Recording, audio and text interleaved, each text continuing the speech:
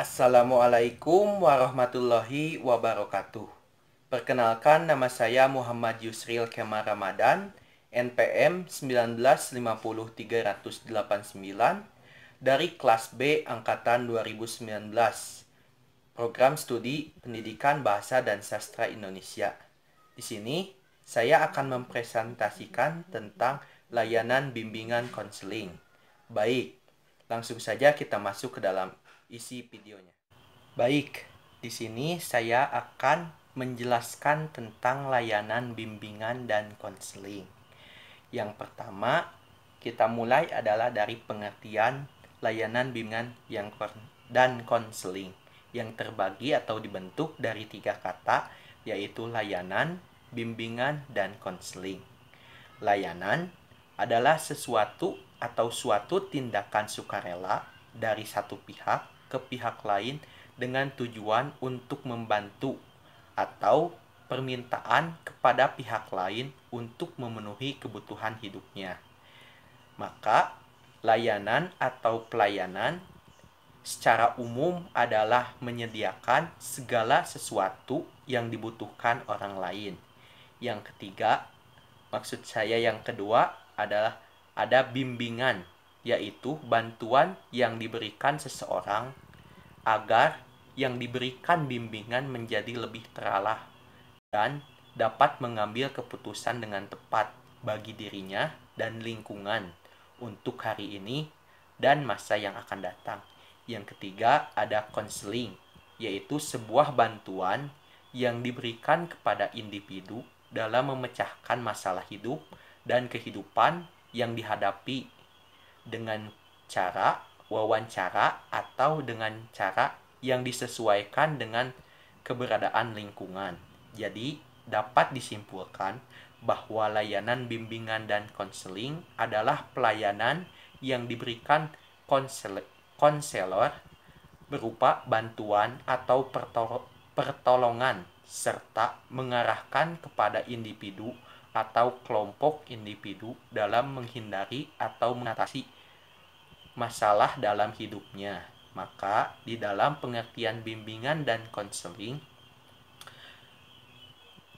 merupakan bantuan atau pertolongan kepada orang lain yang mengalami kesulitan. Yang kedua ada tujuan layanan bimbingan dan konseling. Tujuan layanan dasar bimbingan ini bertujuan untuk membantu semua peserta didik agar memperoleh perkembangan yang normal, memiliki mental yang sehat, dan memperoleh dasar keterampilan hidup. Atau dengan kata lain, membantu peserta didik agar dapat mencapai tugas perkembangannya. Selanjutnya ada dari tujuan layanan bimbingan dan konseling terbagi menjadi 2, yaitu tujuan umum dan tujuan khusus. Tujuan umum terbagi menjadi 4, antara lain yang pertama, agar siswa dapat memperkembangkan pengertian dan pemahaman diri untuk mencapai kemajuan sekolah. Yang kedua, agar siswa dapat memperkembangkan pengetahuan tentang dunia kerja, kesempatan kerja, serta rasa tanggung jawab dalam meraih peluang dan memilih dalam suatu kesempatan kerja tertentu.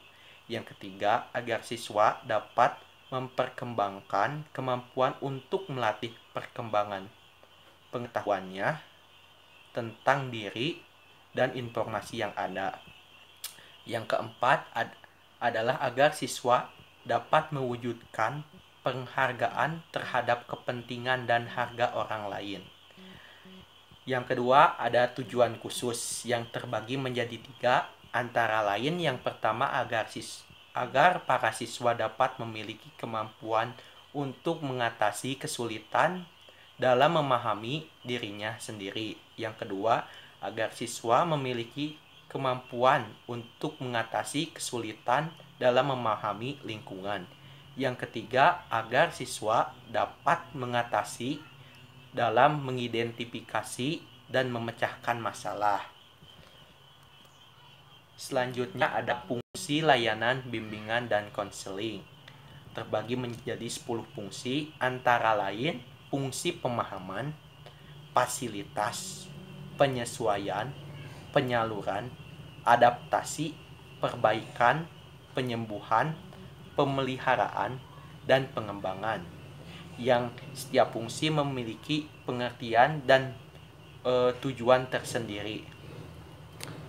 Yang selanjutnya, ada prinsip layanan bimbingan dan konseling. Terbagi menjadi 6, yaitu bimbingan dan konseling diperuntukkan bagi semua klien. Yang kedua, bimbingan dan konseling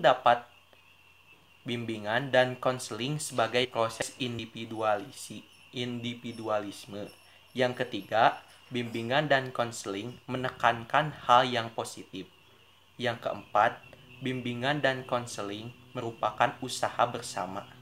Yang kelima, bimbingan dan konseling merupakan pengambilan keputusan hal yang esensial dalam bimbingan dan konseling. Yang keenam, bimbingan dan konseling berlangsung dalam berbagai setting adegan atau adegan kehidupan. Selanjutnya, ada asas-asas bimbingan dan konseling yang terbagi menjadi 12 asas. Yang pertama ada asas kerahasiaan, yang kedua ada asas kesukarelaan, yang ketiga ada asas keterbukaan, yang keempat ada asas kegiatan, yang kelima ada asas kemandirian, yang keenam ada asas kekinian, yang ketujuh ada asas kedinamisan, yang kedelapan ada asas keterpaduan, yang kesembilan ada asas kenormatifan, yang kesepuluh ada asas alih tangan kasus, yang ke-11 ada asas keahlian, yang ke-12 ada asas tuturi handayani. Selanjutnya, layanan bimbingan dan konseling terbagi menjadi 4 program, yaitu program pribadi yang ditujukan untuk pengembangan diri pribadi. Yang kedua ada asas bimbingan atau bimbingan sosial untuk meningkatkan bimbingan sosial. Yang ketiga ada bimbingan belajar untuk meningkatkan kualitas dalam belajar. Yang keempat ada bimbingan karir dalam menunjang pekerjaan. Selanjutnya ada jenis-jenis layanan bimbingan dan konseling. Yang pertama ada layanan orientasi. Layanan orientasi merupakan pengenalan lingkungan dan fasilitas sekolah, peraturan dan hak-hak serta kewajiban siswa, organisasi dan wadah yang dapat membantu dan meningkatkan hubungan sosial siswa. Yang selanjutnya kurikulum dengan seluruh aspek-aspek peranan kegiatan bimbingan karir. Dan yang terakhir adalah peranan pelayanan bimbingan dan konseling dalam membantu segala jenis masalah dan kesulitan siswa. Nah, yang tadi itu adalah fungsi-fungsi dari layanan orientasi. Yang kedua ada layanan informasi. Jadi layanan informasi ini ada fungsinya adalah ada tugas-tugas perkembangan masa remaja akhir tentang kemampuan dan pengembangan pribadi. Jadi ada tugas-tugas tentang pengembangan masa remaja. Yang kedua ada usaha yang dapat dilakukan dalam mengenal bakat, minat, serta bentuk-bentuk penyuluhan dan pengembangan. Selanjutnya adalah tata tertib sekolah, cara bertingkah laku, tata krama, sopan santun. Yang selanjutnya nilai-nilai sosial, adat istiadat, dan upaya yang berlaku dan berkembang di masyarakat, mata pelajaran dan bimbingan serta program inti atau program tambahan. Selanjutnya ada penjurusan, kenaikan kelas, syarat-syarat mengikuti UN, dan lain sebagainya. Yang terakhir adalah fasilitas penunjang dan sumber belajar. Jadi lebih kepada informasi-informasi yang diberikan untuk layanan informasi.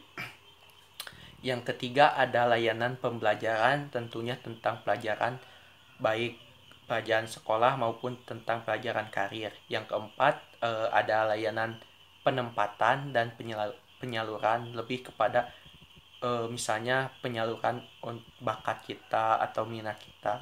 Yang kelima ada layanan penguasaan konten. Jadi lebih kepada kemampuan kita dalam menjalankan atau dalam bekerja gitu.